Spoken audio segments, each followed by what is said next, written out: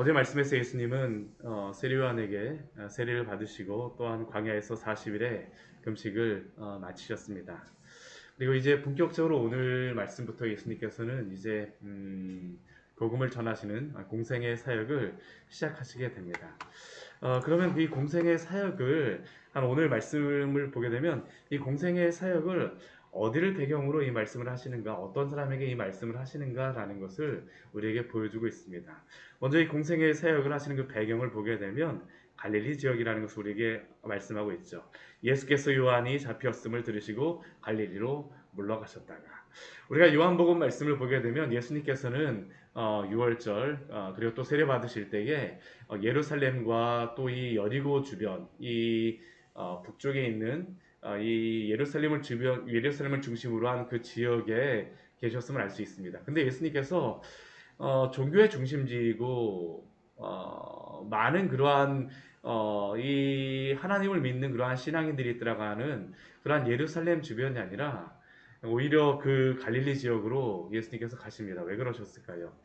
오늘 12절 말씀 방금 전에 읽은 것과 같이 요한이 잡혔음을 들으셨다라고 말씀합니다. 요한이 잡혔음을 들으시고 박해가 일어나고 있는 것이죠. 예수님께서는 자신이 복음을 전하는 데에 이 예루살렘이라고 하는 그러한 지역이 오히려 예수님에 대하여서 적대시하는 자기 백성에게 복음을 전하러 가셨음에도 불구하고 그들은 예수님을 잘 알아보지 못합니다. 그렇게 자신을 적대시하는 그 예루살렘 지역에서 물러나셔서 갈릴리로 가셨습니다. 그렇다면 예수님께서 갈릴리로 가시게 되면 나사렛으로 가시는 것이 당연할 텐데, 오늘 말씀 보게 되면 13절 말씀 보게 되면 나사렛을 떠나서 스불론과 납달리 지경 해변에 있는 가버나움으로 가서 사셨다라고 말씀하고 있습니다. 나사렛이 아니라 가버나움으로 가십니다. 이 나사렛은 갈릴리 중에서도 이렇게 좀 북쪽에 있는 그러한 지역이라고 할 수 있고요.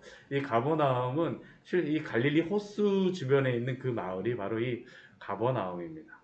왜 예수님께서는 이 가버나움으로 가셨겠습니까? 먼저 그 첫 번째 이유를 보자고 하면 14절 말씀 보게 되면 하나님의 말씀을 이루시기 위하여서 그곳에 가셨다라고 말씀하십니다. 선지자 이사야를 통하여 하신 말씀을 이루시기 위하여서 가버나움에 가셨습니다. 가버나움. 이 가버나움은 어떠한 지역입니까? 우리 15절 말씀 보게 되면 그 가버나움의 지리적인 그러한 부분을 보여주고 있는데요. 해변길이 지나는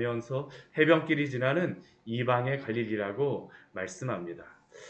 우리가 갈릴리 지역, 특별히 이 가버나움 지역을 가보게 되면, 갈릴리 호수 지역에 가보게 되면 참으로 평화롭습니다. 저도 이스라엘에 갈 때마다 그냥 가만히 가서 딱 앉아 있게 되면 가장 마음이 편한 지역 중에 한 곳이 바로 이 갈릴리 지역입니다. 이 호수를 바라보면서 주변에 이 고원이 이렇게 산과 같이 되어 있는데, 그 고원 지역을 딱 바라보게 되면 푸르른 그러한 모양이 보이면서 이 갈릴리 지역을 가게 되면 굉장히 마음이 푸근합니다. 정말 푸근합니다. 푸근합니다.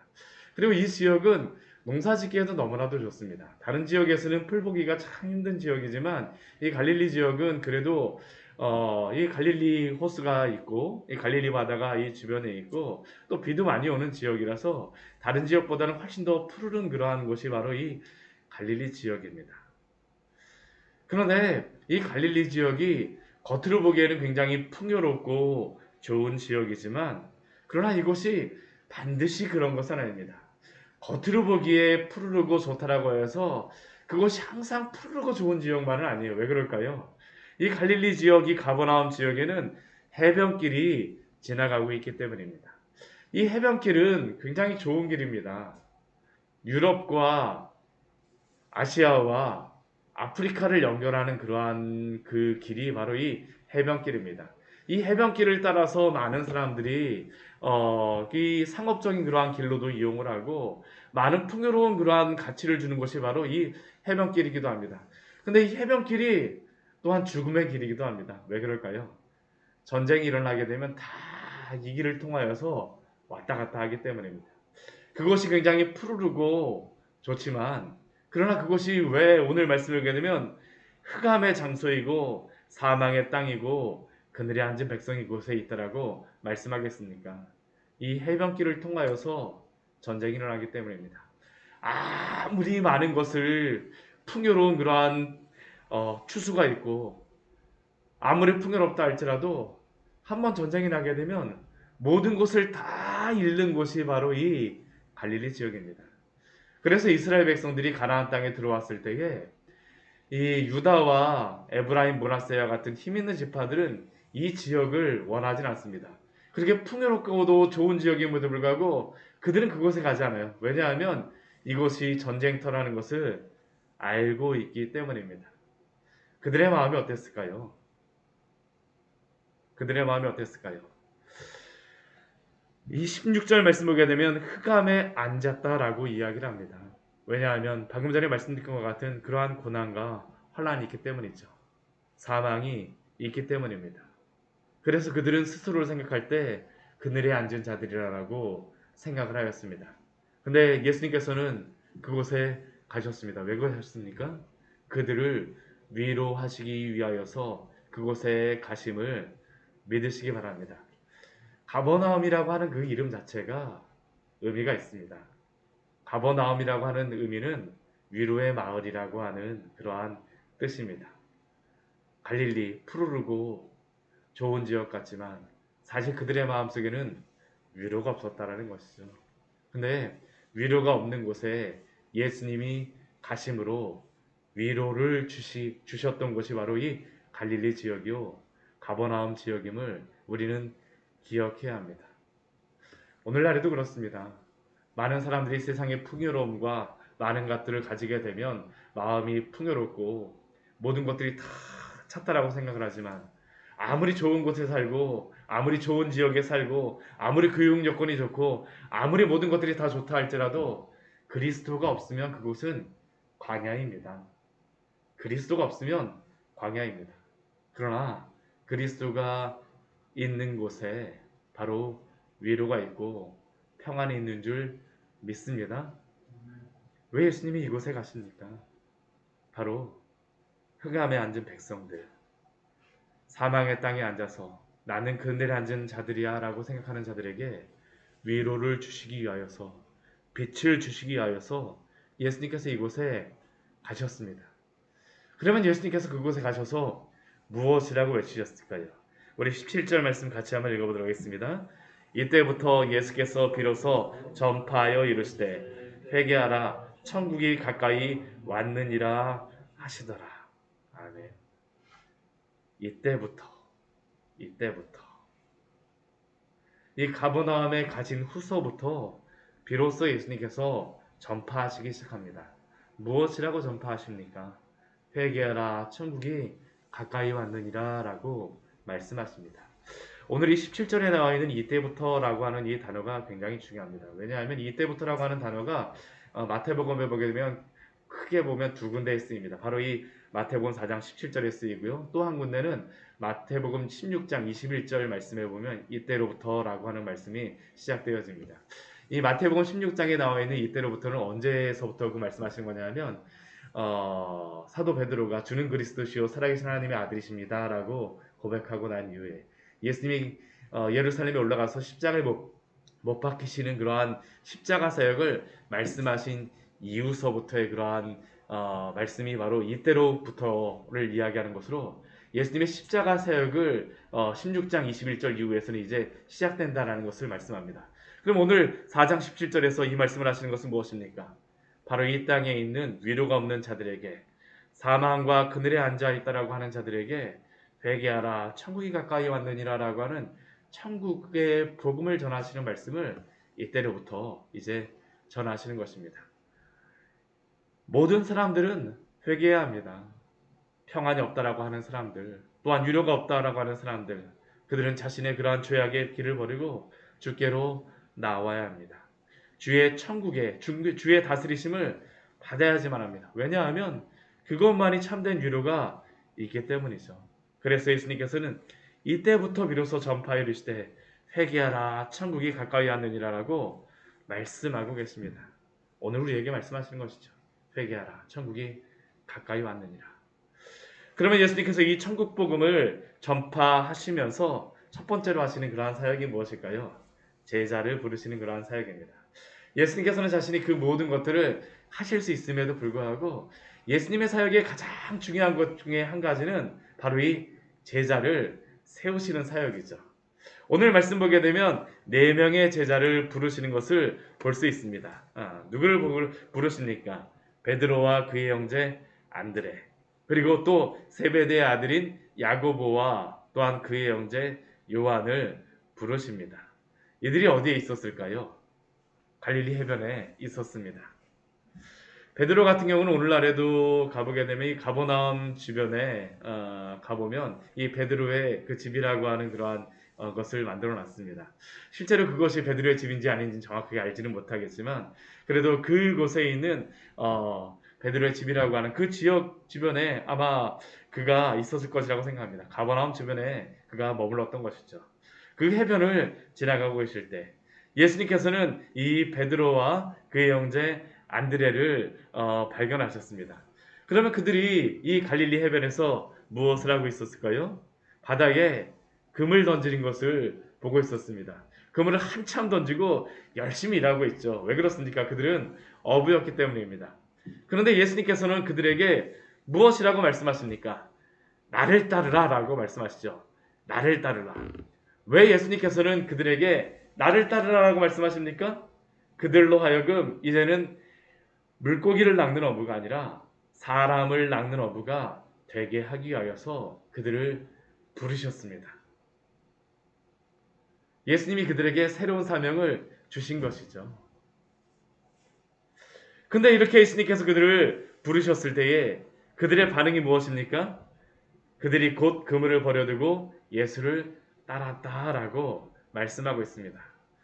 그들은 예수님이 이렇게 부르셨을 때 예수님 잠깐만요. 제가 너무나 바쁘거든요. 그물 이것만 좀 끌어다니고 예수님께 갈게요. 라는 게 아니라 예수님이 부르시자마자 그들은 곧 그물을 버려두고 예수를 따랐다라고 말씀하시죠. 또한 이 베드로와 안드레뿐만 아니라 예수님께서는 또한 그 야고보와 요한을 부르시는데 이 야고보와 요한도 역시 어부였습니다. 이 야고보와 요한은 무엇을 하고 있습니까? 그의 아버지 세베대와 함께 배에서 그물을 깁고 있었습니다. 한참 그물을 깁고 있으면서 그의 아버지와 함께 있었죠.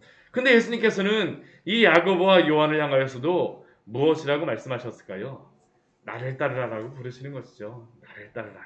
그들이 그물을 깁는 것을 보시고 부르시니. 그러자 그들의 반응이 무엇입니까? 그들이 곧 배와 아버지를 버려두고 예수를 따랐다라고 말씀하고 있습니다. 제자란 누구일까요? 제자란 누구입니까? 우리는 제자라고 하게 되면 제자의 훈련을 받고 어떠한 지식을 갖고 교회에 오래 다니고 많은 여러 가지 것들을 생각을 하지만 제자는 그게 아닙니다. 제자란 누구일까요? 예수님의 부르심을 받은 자들이 바로 제자임을 기억하십시오. 예수님께서는 제자들을 부르십니다. 사람을 낚기 위하여서 그 사람들을 낚는 어부가 되기 위하여서 제자를 부르시죠. 그리고 제자는 누구입니까? 예수님이 이렇게 부르셨을 때에 예수님을 따르는 사람들이 바로 이 제자라는 것을 우리는 기억해야 합니다. 왜 예수님을 따릅니까? 이게 중요합니다. 예수님이 가장 소중하기 때문입니다.